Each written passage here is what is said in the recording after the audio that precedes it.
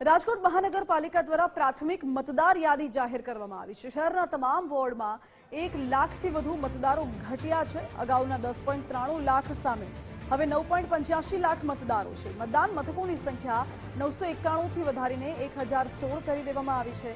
મતદાર યાદીમાં ફેરફાર માટે આધાર પુરાવા સાથે સંપર્ક કરાયો। ચૂંટણી તંત્ર દ્વારા મતદારોને વિગતો ચકાસવાની અપીલ કરાઈ।